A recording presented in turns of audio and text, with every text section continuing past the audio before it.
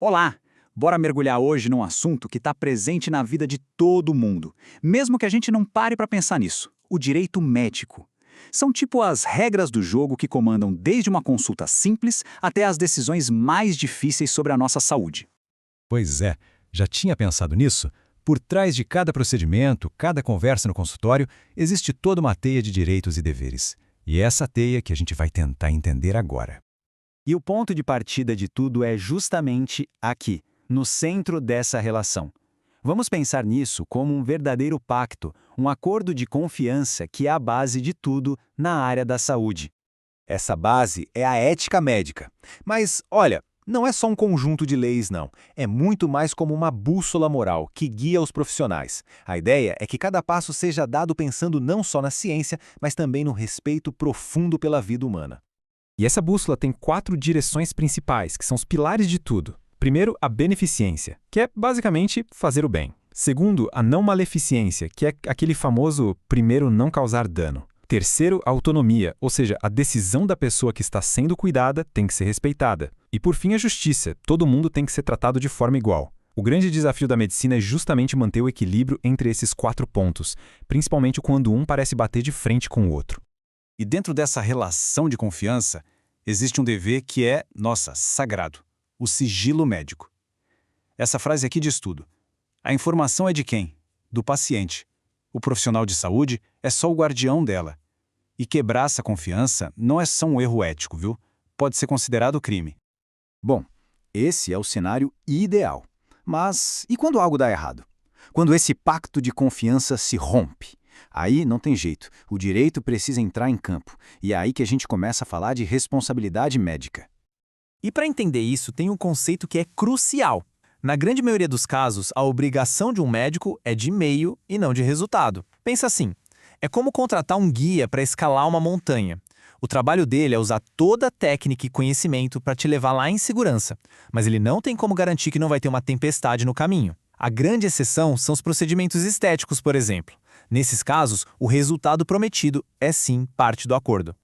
E quando um erro acontece, as consequências podem aparecer em 3 áreas diferentes. A primeira é a responsabilidade civil, que busca reparar o dano com uma indenização. A segunda é a administrativa, que olha para a conduta profissional e pode levar até a perda do direito de exercer a profissão. E a terceira, que é a mais pesada de todas, é a penal, que trata o erro como um crime. E olha, as consequências podem ser realmente sérias. Dependendo da gravidade, um erro pode sim virar um processo criminal por homicídio. Se for culposo, significa que não houve intenção, mas sim negligência ou imprudência. Já o doloso é quando se assume um risco tão grande que a morte era uma consequência previsível. As penas, como dá para ver, são muito severas. Ok, agora vamos sair um pouco do que já existe e dar uma espiada no futuro, na fronteira do conhecimento. Porque as leis e a ética que a gente tem hoje foram criadas para um mundo que já passou. A pergunta é, elas dão conta das tecnologias que estão surgindo agora? É exatamente nesse ponto que entra a bioética. A gente pode imaginar a bioética como uma grande mesa de discussão onde sentam cientistas, filósofos, advogados e a sociedade em geral para debater uma questão central. Só porque a gente consegue fazer uma coisa, significa que a gente deve fazer? E essa é a grande angústia do nosso tempo. A ciência avança numa velocidade incrível, muito mais rápido do que a nossa capacidade de refletir sobre as consequências. Isso cria um vácuo, um espaço cheio de dilemas complicados para quais a gente ainda não tem uma resposta pronta. E os temas desse debate são de tirar o fôlego. A gente está falando de editar o nosso próprio DNA, de clonagem, do direito de uma pessoa decidir sobre o fim da própria vida. Cada um desses tópicos força a gente a se perguntar, afinal, o que significa ser humano nessa nova era da biotecnologia? Para fechar essa nossa análise, vamos dar um último passo para trás, um zoom out completo, e olhar para a saúde na maior escala que existe, a dos sistemas de saúde pública, tanto no nível nacional quanto internacional.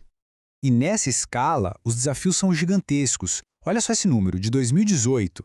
Ele mostra um problema histórico do Brasil, que é o baixo investimento em saúde. A lei é linda e promete saúde para todo mundo, mas com o orçamento apertado, a realidade é outra. Filas enormes, falta de recursos e a necessidade de tomar decisões muito difíceis sobre quem vai receber tratamento e quem vai ter que esperar. E esse tipo de problema não é exclusividade nossa. Se a gente olhar aqui para os nossos vizinhos do Mercosul, a diferença de recursos é gritante. A quantidade de médicos para cada 10 mil pessoas varia absurdamente de um país para o outro. Isso só prova que os problemas de saúde não param na fronteira. Eles são, na verdade, desafios de toda uma região.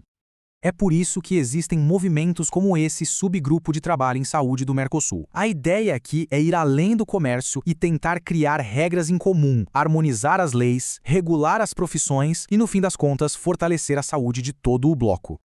E com isso, a gente fecha o círculo. A gente saiu daquela conversa de confiança dentro de um consultório e chegou nas grandes políticas internacionais. Mas a questão de fundo é a mesma. Como a gente equilibra os avanços da ciência com a dignidade humana? Uma coisa é certa, a tecnologia não vai esperar. Então a pergunta que fica no ar, e que não é só para os especialistas, mas para todo mundo é: que futuro da saúde a gente quer construir juntos?